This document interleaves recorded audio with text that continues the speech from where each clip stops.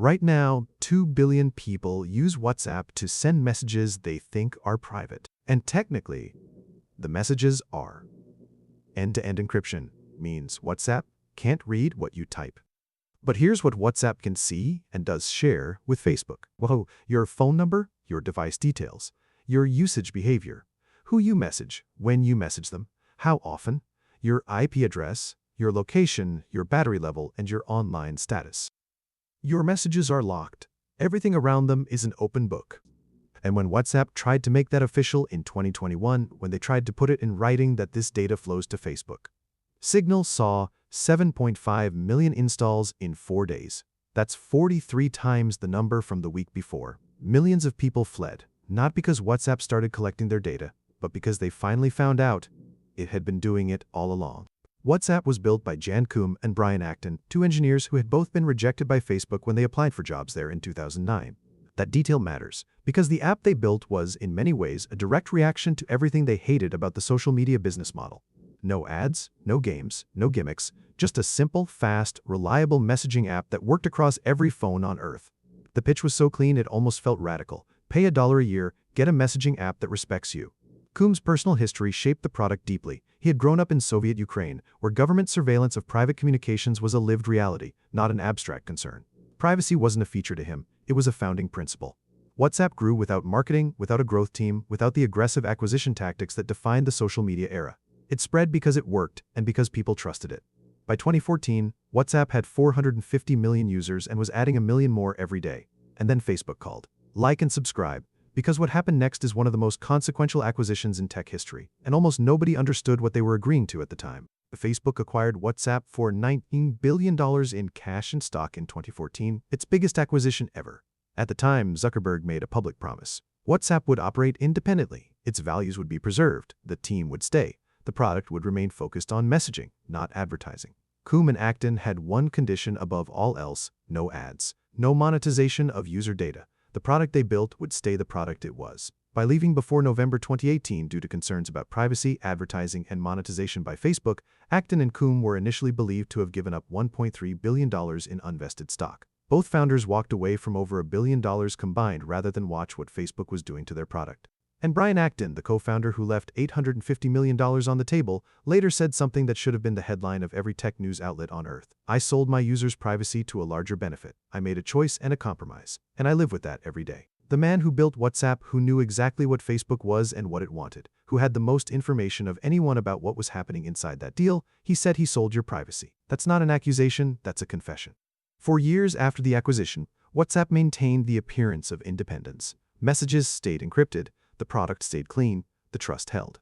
Then, in January 2021, WhatsApp sent a notification to its 2 billion users.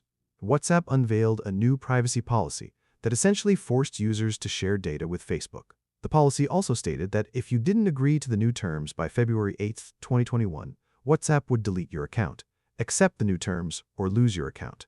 No middle option, no partial agreement, no negotiation. The backlash was immediate and global. People who had used WhatsApp for years, who had their entire family communication, their work conversations, their community groups, all living inside the app, were being told, accept Facebook's terms or start over. Signal saw approximately 7.5 million installs globally in 4 days, 43 times the number from the previous week. It was the highest weekly install number in Signal's history. Telegram reported 25 million new users in 3 days. Elon Musk tweeted 2 words, use Signal, and Signal's servers crashed from the demand. WhatsApp panicked. They delayed the deadline. They published blog posts. They said there had been confusion and misinformation. WhatsApp clarified that the update was specifically related to features allowing users to message and interact with businesses, and that the contents of messages could still not be viewed by WhatsApp or Facebook. And technically, that was true. The messages were still encrypted. But here's what WhatsApp didn't explain in those reassuring blog posts. Your messages being encrypted doesn't mean WhatsApp isn't watching you. WhatsApp's privacy policy makes clear that Meta stores information about your profile, your contacts, when you're using the app and for how long, who you're chatting with, details about the type of device you're using, including if your operating system is up to date and how charged your battery is, your location, and more. Your battery level. They know your battery level. A 2021 ProPublica investigation noted that Facebook has downplayed how much data it collects from WhatsApp users and that WhatsApp shares metadata, unencrypted records that can reveal a lot about a user's activity with law enforcement agencies such as the Department of Justice. A Rolling Stone article confirmed that the FBI could access this metadata in real time.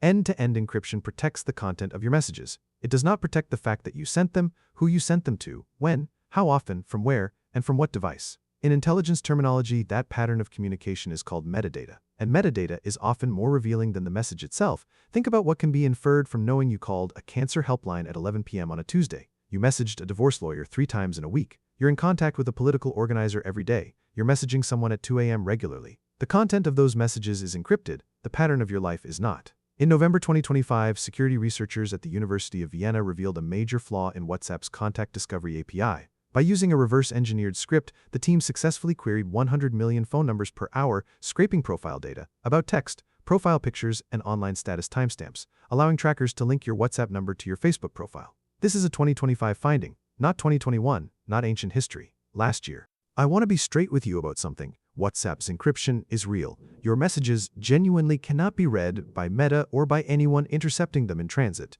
If you're asking whether WhatsApp is secure for private conversations, the answer is more than most alternatives. But secure and private are two different things. Encrypted messages and invisible metadata are two different things.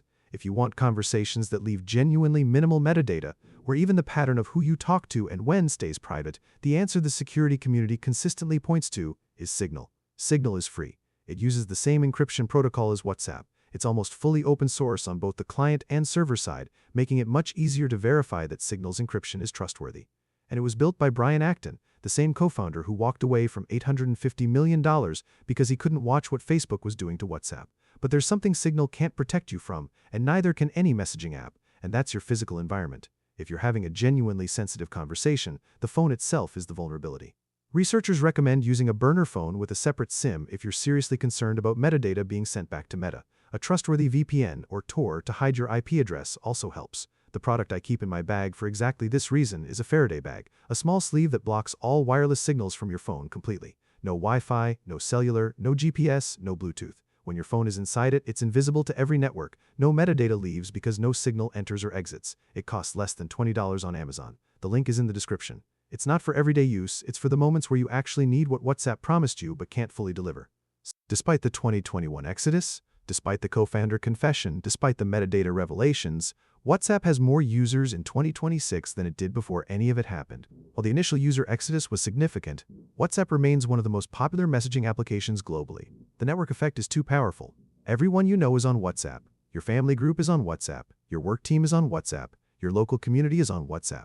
Leaving means convincing everyone in your life to move platforms simultaneously. That's not a privacy decision. That's a social negotiation that most people can't win. In 2025, Meta integrated its AI assistant directly into WhatsApp. While personal chats remain encrypted, any interaction with the Meta AI bot is not end-to-end encrypted, and Meta's own privacy policy admits that these chats are used to improve AI models, so the product continues to expand. Each expansion brings new data collection. Each new data collection is disclosed in a terms of service update that nobody reads, and the pattern established in 2014, acquire, promise independence, gradually integrate, eventually monetize, continues exactly as Brian Acton knew it would when he walked away. Here's the real lesson of the WhatsApp story.